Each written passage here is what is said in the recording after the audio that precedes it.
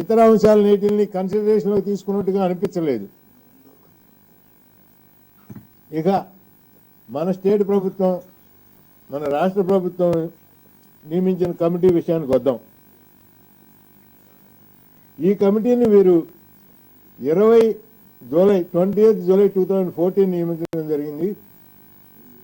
కేంద్ర ప్రభుత్వం committee August లోపల నివేదిక ఇమ్మని చెప్పిన తర్వాత మరి వీరు ఏ ఉద్దేశంతో ఈ కమిటీని నిర్మించారో నాకు తెలియదు, కానీ వీరు కూడా ఒక కమిటీని నియమించి ఆ కమిటీకి కూడా టర్మ్స్ ఆఫ్ రిఫరెన్స్ ఇచ్చారు.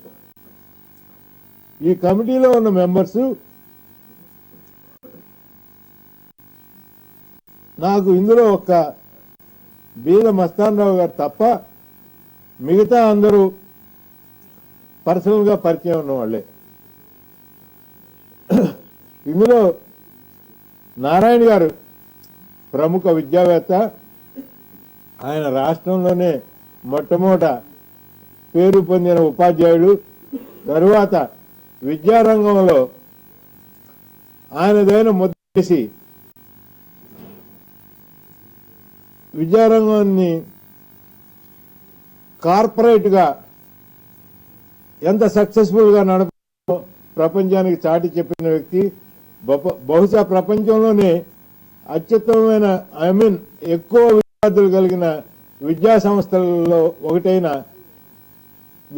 నారాయణ విద్యా సంస్థలకు ఆయన అధిపతి. ఆ విషయంలో మనిషి సౌమ్యుడు. వ్యక్తిగతంగా కూడా నాకు తెలిసినంత వరకు చెడ్డవాడు ఏం కాదు ఆయన. కానీ ఈ కమిటీకి చైర్మన్గా ఉండడానికి ఆయనకున్న ఎక్స్పర్టైజ్ ఏమిటి, ఈ కమిటీని దిశానిర్దేశం చేయడానికి ఆయనకు ఉన్న వనరులు ఏమిటి అనే విషయం అయితే నాకు అర్థం కావట్లేదు. సరే, రెండో ఆయన వైఎస్ చౌదరి గారు. ఆయన గురించి నాకంటే మీ అందరికీ ఎక్కువ బాగా తెలుసు. చాలా సక్సెస్ఫుల్ బిజినెస్ మ్యాన్, చాలా సక్సెస్ఫుల్ పాలిటీషియన్. చాలా చిన్న వయసులోనే బిజినెస్లో చాలా పైకి వచ్చాడు. సెంట్రల్ మినిస్టర్ కూడా చాలా చిన్న వయసులో కాగలిగాడు. అందులో ఏ విధమైన సంబంధం లేదు. నాకు వ్యక్తిగతంగా కూడా పరిచయం ఉన్న మిత్రుడు గల్లా జయదేవ్. అతని కుటుంబం నాకు చాలా సంవత్సరాలుగా తెలిసిందే. మొన్నటి వరకు మాతోటే ఉన్నాడు. తిరుపతి బై ఎలక్షన్ కూడా మా పార్టీ తరఫునే పోటీ చేయాలని ఉత్సాహపడ్డాడు. ఫ్యామిలీ మొత్తం నాకు తెలిసిన వాళ్ళే. ఒక్క బీద మస్తాన్ రావు నాకు తెలియదు. జీవి సంజయ్ రెడ్డి నాకు ఫ్యామిలీ ఫ్రెండే. బొమ్మిడాల శ్రీ చాలా రోజుల నుంచి పరిచయం ఉంది. గుంటూరులో ప్రముఖ వ్యాపారవేత్త. తర్వాత ఇప్పుడు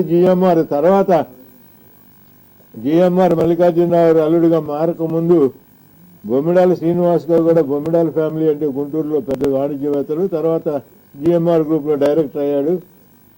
సక్సెస్ఫుల్ బిజినెస్ మ్యాన్. సరే, నూజివీడు సీట్స్ ప్రభాకర్ రావు మా ప్రాంతానికి చెందినవాడే.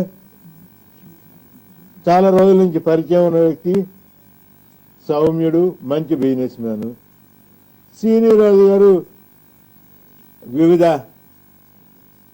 వివిధ వ్యాపార సంస్థలతో సంబంధం ఉన్న మనిషి, చాలా సక్సెస్ఫుల్ మ్యాన్. కానీ ఇక్కడ విషయం ఏమిటంటే వీళ్ళందరూ రాజధాని నిర్మాణంలో ఏ విధమైన సలహాలు ఇవ్వగలరు, వీళ్ళకున్న కాంపిటెన్సీ ఏమిటి, వీళ్ళు ఏ అథారిటీ తోటి చెప్పి మాట్లాడి ఆంధ్ర రాష్ట్రానికి సురక్షితమైన రాజధానిని ఇవ్వగలరు. ఈ టర్మ్స్ ఆఫ్ రిఫరెన్స్లో వీళ్ళు రెండిట్లో ఒక దాంట్లో మటుకు వీళ్ళు చాలా నిష్ణాతులు, దానికి సరైన సలహాలు ఇవ్వగలరు. ఏమిటయ్యా ఒకటంటే number 5 effective institutional and management system.